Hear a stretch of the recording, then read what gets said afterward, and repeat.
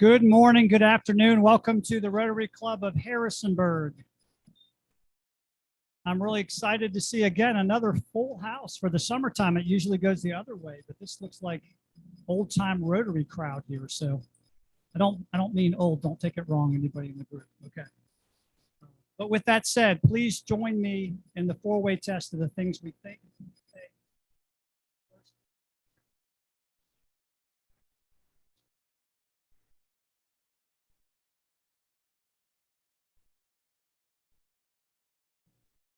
Today's song, We Get Less Helmets. God bless America. Okay.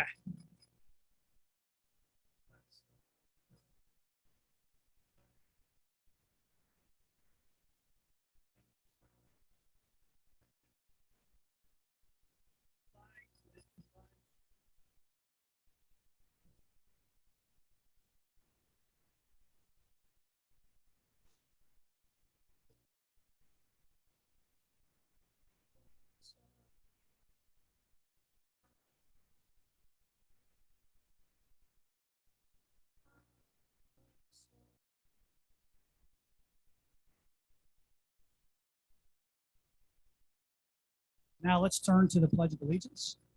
I pledge allegiance.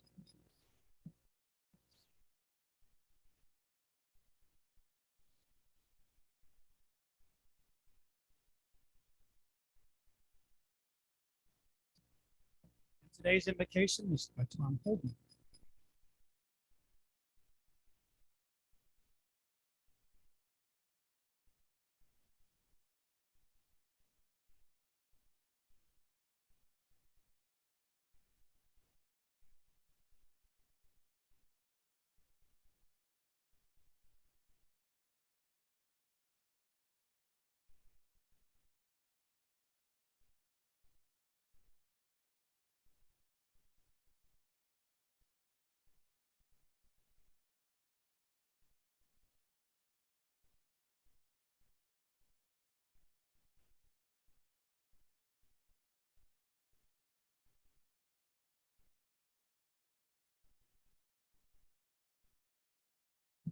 Thank you, Tom.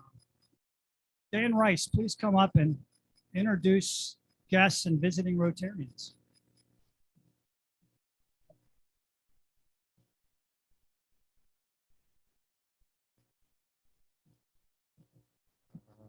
Hello, everybody. Good to see you. We have one guest today, and it is Wren Freuh. She is our speaker today. All right, thank you.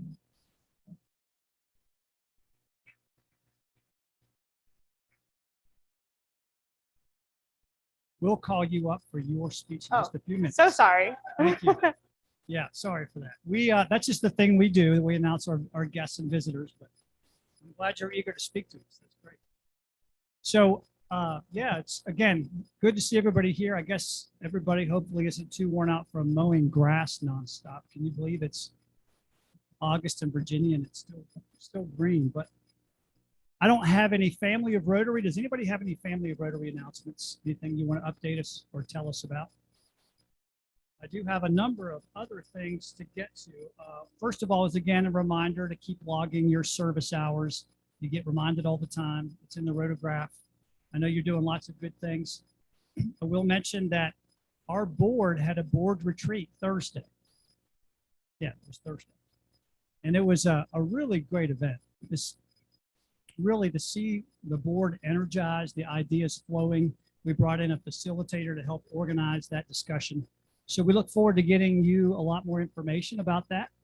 We talked about service. We talked about our meetings. We talked about, really who we are and who we want to be.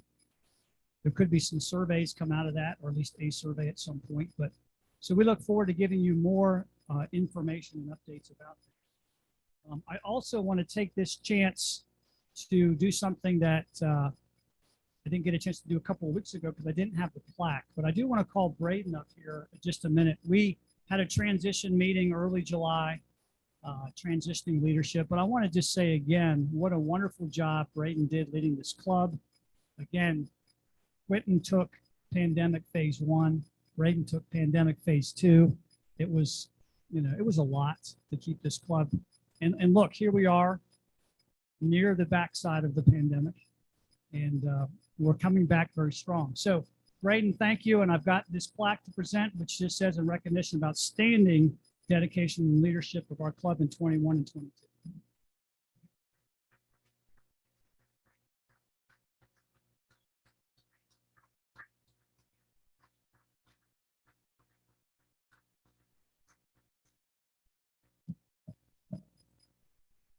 So before I call Rodney up to introduce our speaker today, I do want to highlight one other thing. There's a Rotarian who actually is in leadership in the Warrenton Club, who got connected with the idea of making a difference in the human and sex trafficking in our world. And so she brought Rotarians together last week for luncheon, all the local Rotary clubs. Ken Horst was there representing our board. And so we will give more opportunities and information, but I just want to read one paragraph. Local Rotary clubs partnering with other anti-trafficking stakeholders through a hub and spoke model to perform a community situational assessment and create an action plan to combat trafficking slavery using community awareness and prevention education as the first step in the battle against human trafficking, modern slavery. So we will get more information about how our club and other local Rotary clubs can partner with that. It is New Creation is the local organization who's also connected to that may walk alongside Rotary here to help support it. But I just mentioned it today for those of you that have a heart for that or want more information, come to me, come to Ken, and we'll try to make sure that we can connect, and it's another way that we can give back to our community. So with that said, Rodney, would you please come forward and introduce our speaker for today?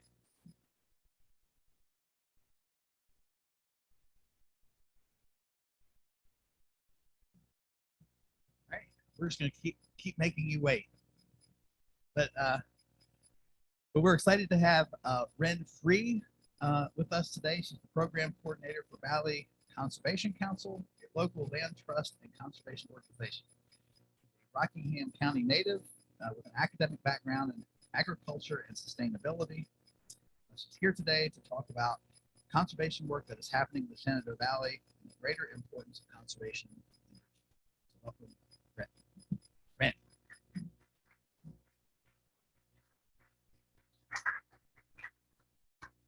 All right, I have a mic pack, so let's hope I'm not double mic'd. No one's gonna have a good time.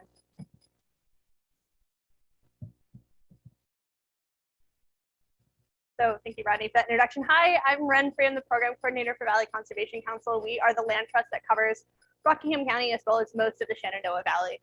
And I'm here today just to give a little introduction as to what we do. So, let's do this. Oh.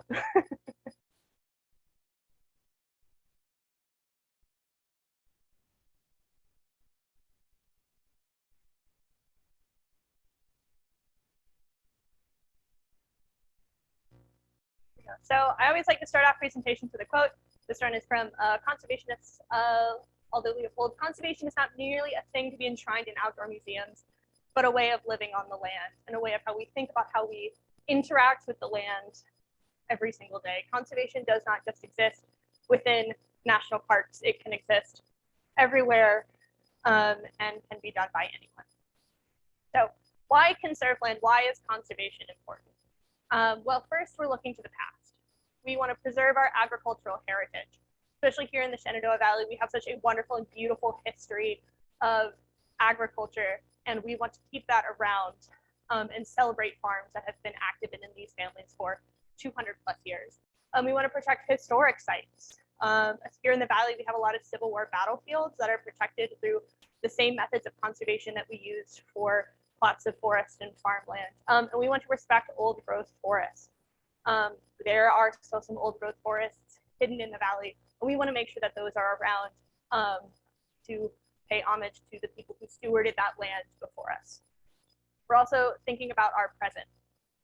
So recreational space. We want to keep green space and forest available for hunting and fishing and hiking and kayaking and all of these things that we are so lucky to be able to enjoy here in the valley. And we want to manage our natural resources, things like clean water, timber, good soils. All of these things are so valuable economically and culturally and to individuals. And we want to make sure that we are managing those resources responsibly.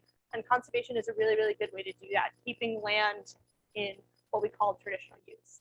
And we want to keep our spaces beautiful. Forests, especially here in our beautiful Blue Ridge Mountains, are absolutely gorgeous. We are world famous for having some amazing landscapes here. And we, as conservationists, really want to see that land still forested. We want to see our mountains turn those beautiful colors of yellow and orange and red in the fall and green in the spring. We want to keep that around. And most importantly, we're looking to our future. So long-term resiliency. We want to make sure that the valley remains a nice place to live for generations to come. We want to protect our productive ag land. So we're looking to our agricultural heritage in the past and also our agricultural future. We want to make sure that all of this amazing farmland can stay farmland, that we can continue these agricultural traditions, that the Rockingham County Fair is still an important event 50 years from now as it is today. And we want to make sure our children have outdoors to enjoy. I, growing up in Bridgewater, loved all of the opportunities just to kind of run around in the woods and play in the creeks and really get to explore the valley. And I would love children of the future to have those same opportunities. So these are the things that we're thinking about when we're thinking about why are we conserving land? Why go into conservation in general? So Virginia conservation specifically, Virginia has some of the best state policies for land conservation in the nation, and we are very, very proud of that. The Virginia Outdoors Foundation, which is a quasi-state agency that is a land trust, is the largest land trust in the country for number of parcels. So not number of acres. We're not going to beat out Montana for that as much as we may want to try. But in terms of number of actual parcels conserved, we have the biggest land trust in the country.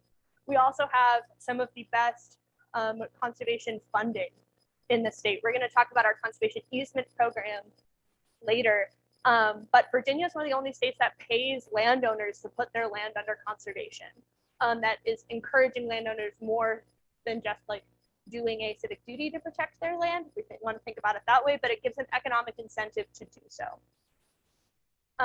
Virginia conservation focuses on three main things, which are the same things that BCC considers when we're looking at land in the Shenandoah Valley. That's natural wonders, historic sites, and productive ag land. So natural wonders, that includes the Chesapeake Bay, but that gets its own bullet point because it's special. But the Blue Ridge Mountains, the Allegheny Highlands, the swamps, the coast, everything. We live in such a naturally beautiful state, and we would like to see a lot of that land protected so we can have examples of what Virginia was like before it was paved over for all of us to live in, which we don't regret. We love living here. Historic sites. Obviously, Virginia has so many historic sites from Jamestown to all of the Civil War battlefields to everything in Richmond. It's very important, and we want to see those sites protected. We want to make sure that when you're walking on a battlefield, you know, and you can walk around the battlefield and that there's signage there that you know where you're walking, that you can kind of experience that history without it being a parking lot. And again, a productive ag land. Virginia is a very agricultural state. It's a very important sector of our economy. It's a very important part of our culture. And we would like to see that ag land stay ag land as much as possible. Keep those amazing productive soils that we're very, very lucky to have productive. And a large commitment to clean water to protect the Chesapeake Bay and upstream trout habitat. The Shenandoah River used to be in the top 10 dirtiest rivers in the country. It is no longer on that list.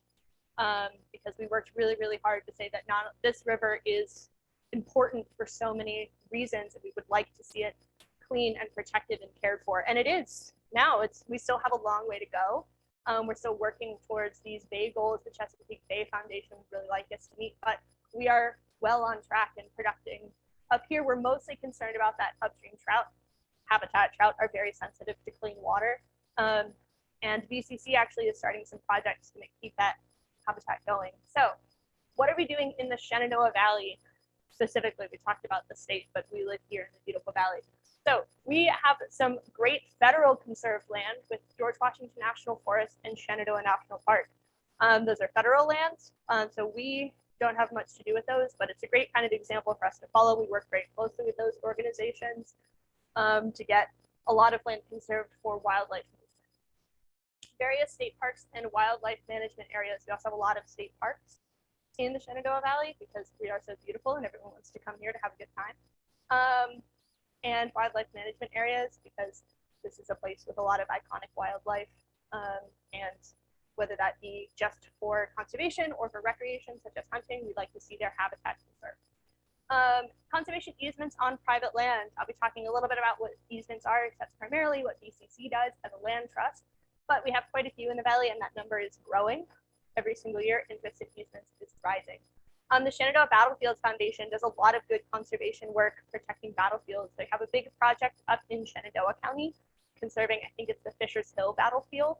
They're turning it into a public park with well-maintained walking trails and good signage. And that is land protection as much as forest is land protection. Trout habitat protection is another huge project.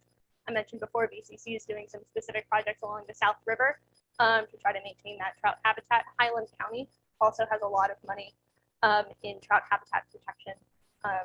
We're very interested in keeping that going. And invasive species and forest health management. This is a really big project. We have a lot of forests here.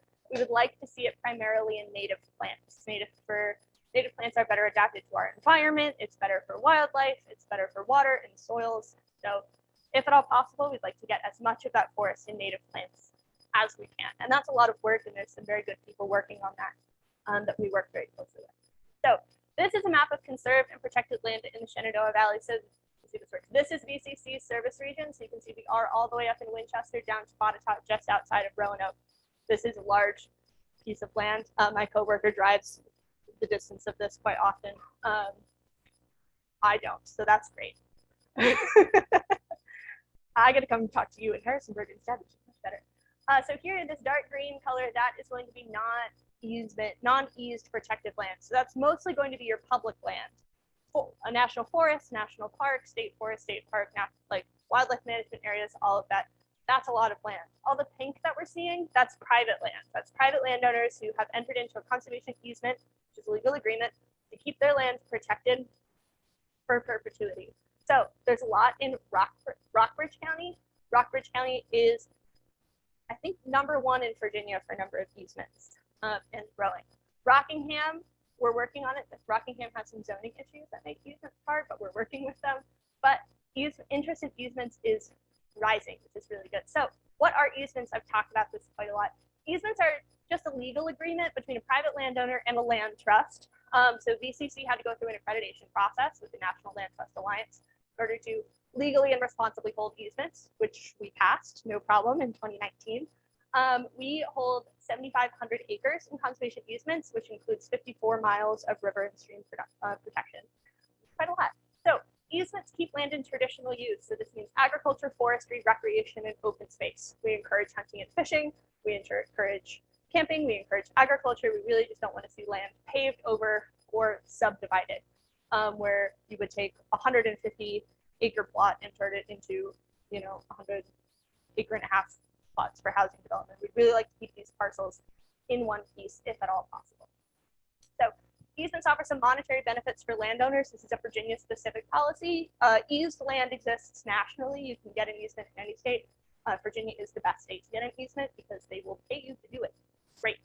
And peace of mind that their land is protected against development and subdivision. A lot of our easement holders live on family farms that have been in the family for 200 plus years. None of the kids want to go into agriculture, but they want to keep that farm in one place, protected as it is. Easements are great for that. We love working with those landowners. They're very conservation minded, which is great. Rodney was asking me a question at lunch. What's the mix of people who are doing this for tax benefits, for these monetary benefits, and for conservation? It's really a mix of both. Most of our landowners want both things. They really want to keep their land protected. They're conservation minded. They would really like it to be conserved, but also those tax benefits are pretty nice, and they're very open about that, and we are very fine with that. Any encouragement that people need to protect land, we will take you up on it, no problem. So this is primarily what BCC does as a land trust. This is our primary method of conservation. We do some land acquisition. We own 400 acres in Highland County that we are working on turning into an educational and programming space for youth campouts and workshops on private land forestry and all these things, but that is still in the making. We're still working on that. So other BCC projects that we're working on. Wildlife corridors connecting the Blue Ridge to the Allegheny Mountains. This is a big project that we're just really starting to undertake. So a wildlife corridor is connections of forested land between two big parcels of land so wildlife can move safely. We don't want black bears moving through our neighborhoods all the time, but we would like them to be able to move from one side of the valley to the other.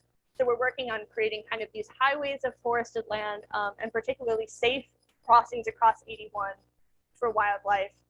So the populations can remain genetically diverse and they can migrate as they used to do before the valley was developed. Habitat restoration projects in Augusta and Highland County. So I talked about our property in Highland County. That is a huge habitat restoration project. There is some endangered wetland habitat there that we're really working on conserving with some really interesting little carnivorous plants. And we're opening that up to JMU researchers in 2023 for people to come do their senior or master thesis projects there. We have some projects in Augusta County that we're looking at as well, doing that habitat restoration on properties that we will either own or have permission to manage from private landowners. If you get an easement with us, we visit you once a year and that's it.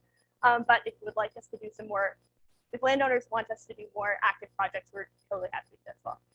We partner with other local organizations to assist in projects. There's quite a few local organizations. The biggest one we work with is the Alliance for the Shenandoah Valley. They're doing the Shenandoah Rail Trail project. You've heard about that. They're taking old rail lines from Broadway to Front Royal, turning it into a 50-mile bike trail with campgrounds, playgrounds, and community space along those lines. We are not heading up that project, but we help them a lot with that project as much as we can. One of the biggest projects that we did partnering with the National Park is we facilitated a land transfer to Shenandoah National Park, the biggest transfer of private land in the park's history. We transferred about 900 acres in Page County that was private land to National Park land with the full permission and enthusiastic consent of the landowner. And so now that is public land that is conserved forever, that is managed by the National Park Service. So our numbers went down a little bit, but overall it's good. So that's a little bit about what we do at BCC. Are there any questions?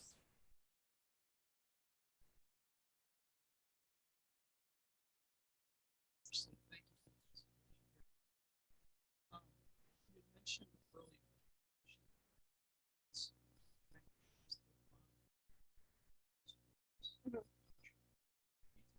Specific projects.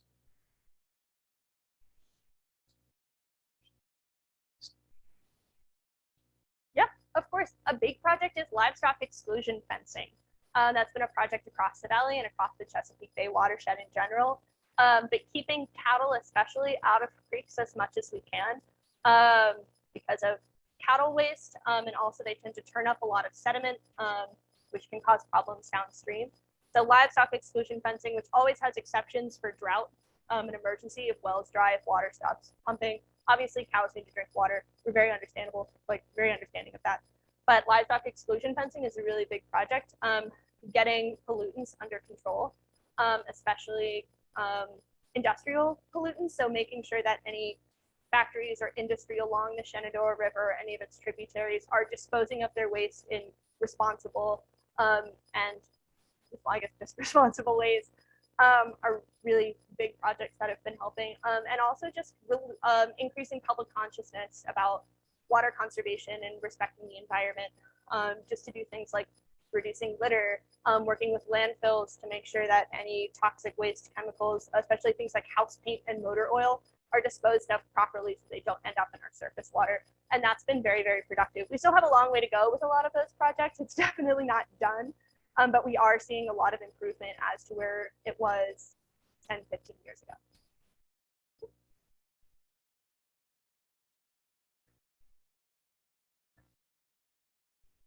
Potted lantern fly and they'll do that.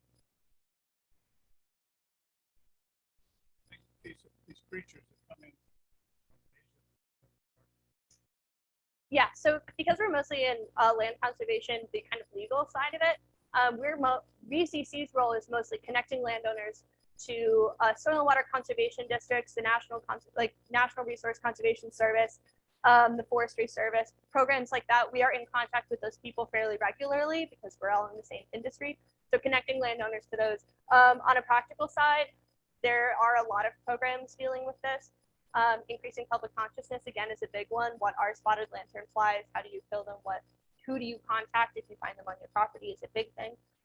Invasive plants is a little bit easier. They don't move quite as fast. So going in with a combination of physical removal, going in with flippers and weed eaters and just getting them out as much as possible, and limited chemical use. Very limited, but occasionally it is necessary. We also will do controlled burns as well to get invasive species do not like controlled burns. Native species are a little bit more resilient. Insects are a little bit harder, but mostly what we do is connecting people to professionals who that is their full-time job. The story about this, but we are keeping an eye out for that. And if one were to happen on one of our easements and a landowner contacted us, we would take a more active interest and potentially even send staff out to help as much as we can. How long is the corridor project going to take? Well, that's a great question. The thing about working with private landowners is getting time quotes is a little bit difficult. But it is a project that the state is newly invested in as well. They want to create corridors along all of Virginia's major rivers, actually connecting the coast all the way to the West Virginia border. Personally, I think that's a little bit ambitious. There's a lot of developed land you got to get through, especially on the James River. But connecting across the valley, we would like to see it at least advanced in the next 5 years. There are some good projects down in, there's one up in Warren County that is almost fully complete that we're using as our example. That is a crossing on the South Fork of the Shenandoah, connecting the national park to the reserve on National Forest on Massanutten Mountain. That project has been very successful, so we're using that as our guide. We're looking at 3 crossing points in Rockbridge County, Rockbridge and Botetourt County along I-81. If those are successful, we're going to start looking at projects in Rockingham and Augusta. Rockingham and Augusta are the hardest counties to do wildlife corridors for. There's more developed land. They're just wider across than we're seeing in the Northern and Southern Valley. But at least in the Northern and Southern Valley, within 5 years, we'd really like to see at least 1 or 2 mostly completed wildlife corridors. Les can help the animals read the directional signs when you get those going. You know, that might take some grant funding. I don't know if we have that in our budget. So Andy read my mind. This could be one of the dumb questions ever asked at Rotary, but how does that work? How do you get animals to a corridor without just crossing wherever they are? Yeah, so wildlife are pretty smart. They do not want to cross I-81 any more than we do. Trucks are big and fast and scary, and I don't want to cross there, and I'm sure a bear doesn't either. So we are providing areas that we know wildlife are. The first step in creating a corridor is putting out trail cameras. We want to figure out where wildlife are already trying to cross already and make that easier for them. So we have completed that for the most part, because that's pretty easy. You stick up a trail camera and you take it down a month later and you just like have a movie night and you watch a bunch of possums cross the road. So that stuff's already been done. So we know where the wildlife are trying to cross. We're just trying to make it easier for them. So there's a few overpasses over creeks and rivers that are the wildlife are using already. And what we're trying to do is create forested borders on either side of those overpasses on 81 that are safe for wildlife and safer for us to interact with wildlife. There wouldn't be pets, there wouldn't be livestock, there wouldn't be people, except for an occasional cabin that can lock their doors. So that's kind of what we're looking at. We're looking at where wildlife are already trying to move and making that process as safe for them as possible. I heard quite a bit of comment about battlefields in Virginia, and it's part of our history. My question is, how do we keep that history or in that complete picture so as to not aggravate people who are in the area who think this doesn't matter? What can be shared? So I'm going to start this. VCC does not primarily work in battlefields. We just work very closely with the Battlefields Foundation. But I would say talking to people in those communities about how they want that land conserved, and then making it informational, treating it like a museum. There would be signs posted along walking trails talking about what you're seeing, and working with local historians and organizations to make sure that that information is conveyed respectfully, I would say. And a lot of those battlefields, as much as we're restoring or conserving them for historic reasons, we're also conserving them for natural reasons. A lot of them are very large meadows that can be turned into very pollinator-friendly spaces if put in wildflowers and wildlife-friendly native grasses. So viewing it as not only a historical project, but a conservation project as well. Corridors that are also interstates. Know if there are plans now for sorts like they do in a lot of places.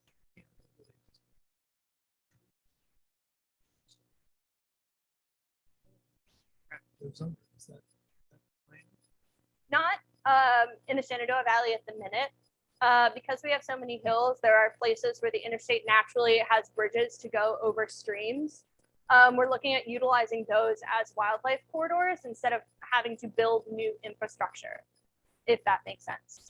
So driving north on I-81 when you cross over the Shenandoah River and into Shenandoah County, that would be a prime space where we might look into something like a wildlife corridor, where we won't have to build any new infrastructure for vehicle traffic, but we can improve what's already there for existing wildlife. Thank you so much for this presentation. I find it extraordinarily informative. I have a comment and then a question. My comment is that we have just celebrated 100 years of service in the Valley as this club. During our research, we discovered that back in 1921-22, this club actually established Shenandoah Valley Incorporated, which then ended up helping to establish the Shenandoah Valley National Park. So it's really great that we have a long history of conservation here in this club. My question is, how does the work of conservation help with environmental sustainability? Great question. So what we're really looking at is climate resiliency, long-term climate resiliency. If we're looking out west and the problems they're having with their water and their rivers, we want to prevent that from happening here. And we're very lucky in the Shenandoah Valley. We are rated as one of the more climate resilient places. It's like us, New England, and the Boundary Waters. So go us. So that's really what we're looking at. Keeping land in forests helps keep it cooler. It helps regulate weather patterns more, keeping as much kind of natural movement of air between plants and the atmosphere as possible. So that's a big one. Long-term resiliency can also mean protecting ag land, keeping our local food system running along as healthy as it is now in the future. That's another part of long-term resiliency. That's not just about conserving wildland, but conserving kind of domesticated land as well. And then encouraging landowners that take up easements with us to do best practices, so sustainable forestry, sustainable land management, limiting chemical use, all of these things that we see protecting our environment now, also protected in the future. So conservation is, we're playing the short game and we're playing the long game all at the same time. So I would say, does that answer your question? Okay.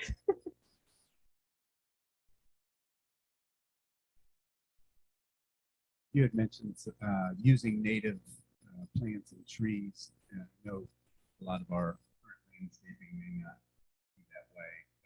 Do you have recommendations or the things that suggest that even weeds? I'm so glad you asked. This is my favorite thing.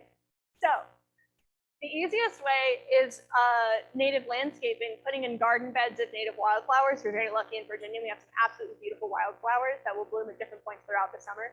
Wonderful. That's pretty easy. There are actually cost share programs. The Soil and Water Conservation District, there's a program called the VCAP that will actually help pay for things like rain gardens, native landscaping, rain barrels, all of these things. I have some information on that in my backpack. I would be more than happy to pass out. So that is a really big, pretty easy thing, is especially if you have lawn space, primarily in turf grass, letting some of that grow a little bit taller, putting it in native grasses or native pollinator friendly wildflowers. Great, awesome. That's a great thing to do. Another thing is making sure that we're disposing of waste properly.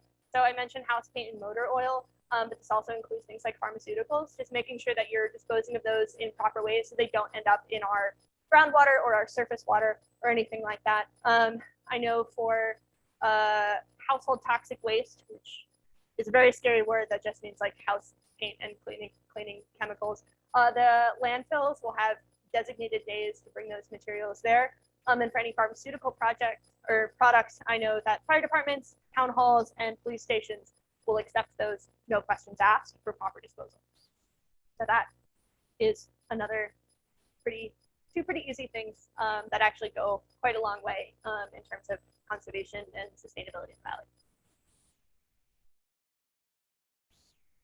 Agree with Braden. What a phenomenal informational presentation. Well done. Let's give her a round of applause. Thank you.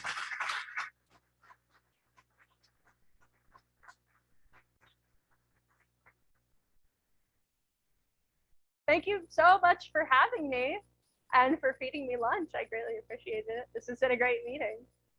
I have copies of our most recent newsletter, information about the conservation program I mentioned, all of that. I'll be in the back of the room. I can hand that out. I also have my business card if anyone would like that as well.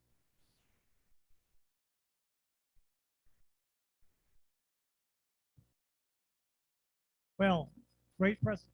I want to thank, we don't have any guests to thank today other than our speaker, but thank you guys and ladies for being here. What a great, it does mean a lot to all of us when we show up. It brings energy to the room. I see some folks I haven't seen for a while. Thanks for coming and have a great weekend.